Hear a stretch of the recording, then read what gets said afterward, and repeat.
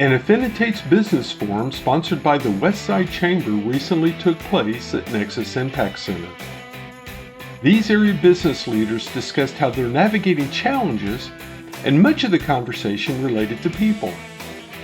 Here are a few video highlights. Having the labor relations background really gave me my foray into human resources and what I do now.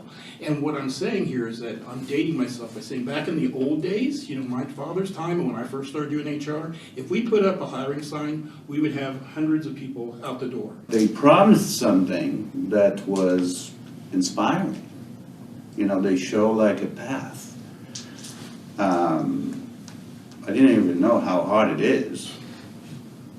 But there was something that really aligned with who I'm being, what I want to become, and so forth. As a culture, they want to vet and make sure people internally and externally fit the jobs perfectly, want to retain those people, right? But perceivably, as an employee, the intention feels like this seems really like it's going to get old really fast, and how many of the same conversations am I going to have with the same people and over again, right? So again, intention sounds great, but how is it received? And so I think as employers, we really have to show that improvement, whether that is a benefit, whether it's catered lunch on Friday, whether it's, an extra vacation day or something. We have to improve and show that we're improving lives in some way, or we're making this better. It really truly is a tightrope to walk, but showing that value of we care about you and the connection, with you, but also this is what pays your check, and kind of recognizing that reality, I think is important. We try to train our staff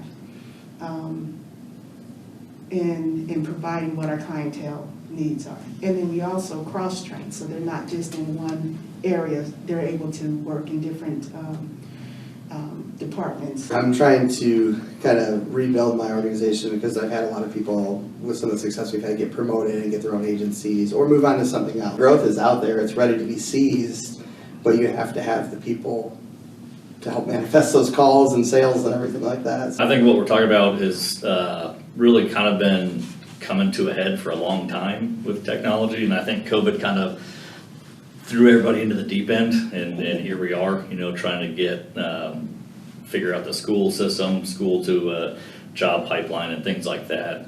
COVID really just accelerated trends that were there by about 10 years. Mm-hmm. So something that would have taken about 10 years is here now. And I think when we think about challenges, I think one of the things that I'm thinking a lot about is, particularly in the education space, but for what we teach, but also who we are as an organization, is what are those trends in the next 5 years? Is that you've learned how to navigate and how to make things work. And it's just, if we can survive this, just imagine when things do finally get back to some sense of normalcy, then we've learned a lot of new skills, a lot of coping techniques. I now have a couple of different options a lot of times that I'm already thinking ahead of time.